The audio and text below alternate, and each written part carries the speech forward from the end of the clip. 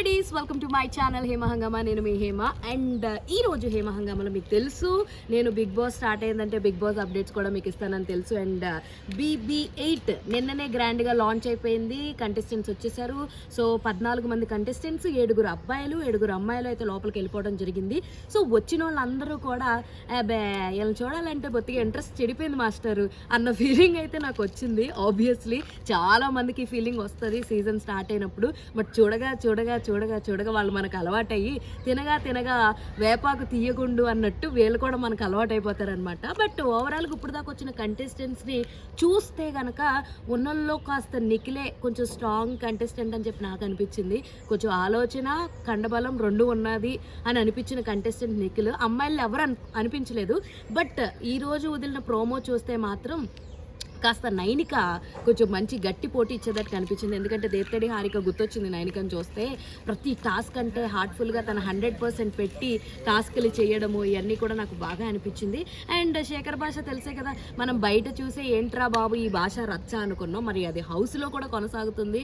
వీళ్ళందరూ ఏదో బత్తకాయలతోటి గేమ్ క్యాచ్లు ఆడుతుంటే మన RGV గారి ఫైర్ బ్రాండ్ సోనియా అంటే ఎవరు ఆడితే అది తినడానికి వీల్లేదు అది ఇది అని చెప్పి రూల్స్ పెడితే నువ్వు ఏమన్నా కెప్టెన్ అన్న సినారియోలో మన శేఖర్ భాషలోంచి ఒకరు పూనుతారు కదా. సో అలా పూనుకొని అంటే మేము మనుషులం కాదా, నీ ఉద్దేశం ఏంటి అని చెప్పి ఒక చిన్న రచ్చలాగా అప్పుడే ఆ బత్తాకాయ ఒలిచి తొన్నలు తింటున్నాడు అనమాట. ఎందుకంటే ఊరికే ట్రిగర్ అయిపోయే మనుషుల్లో సోనియా ఉంది, అలాగే శేఖర్ భాష ఉన్నాడు, అండ్ మణికంఠ చిన్న ప్రాంక్ చేశారు పాపం మన అనిల్ రావుపూడి గారు వచ్చి. బాబు చాలా సీరియస్గా తీసుకున్నాడు. అప్పుడే వాట్ ఈస్ దిస్, పెద్దోళ్ళు అయితే ఏంటి, నేను మర్యాద ఇవ్వాలా, ఐ డోంట్ వాంట్, నేను సిచ్యువేషన్ గురించి మాట్లాడుతున్నా, అది ఇది అని చాలా మాట్లాడుతున్నాడు. మనకు ఎలా ఉంటుందంటే అసలు నువ్వు ఎవడో తెలియదురా, నువ్వేంటి బిల్డప్ ఏంటి మాకు ఇది అన్న ఫీలింగ్ అయితే మనకు వస్తుంది.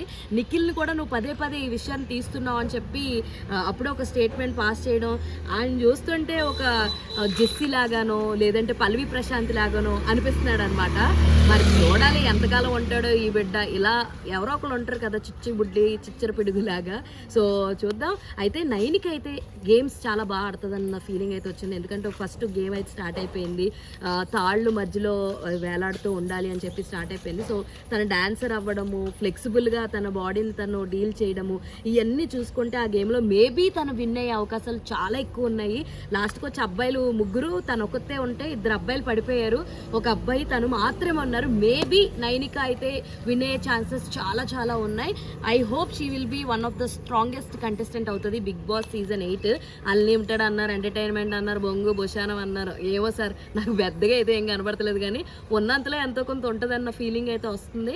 చూద్దాం మీకు ఎవరెవరు నచ్చారు వచ్చిన వాళ్ళలో ఈ కంటెస్టెంట్స్. అండ్ ముఖ్యంగా బిగ్ బాస్ చూస్తుంటే స్టార్ మా సరికొత్త సీరియల్ కన్నడ తారలతో అన్న క్యాప్షన్ అయితే నాకు బాగా అనిపిస్తుంది.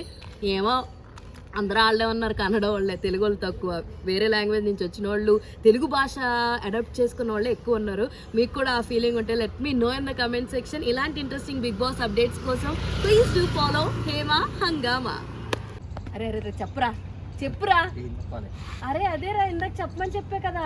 ఏది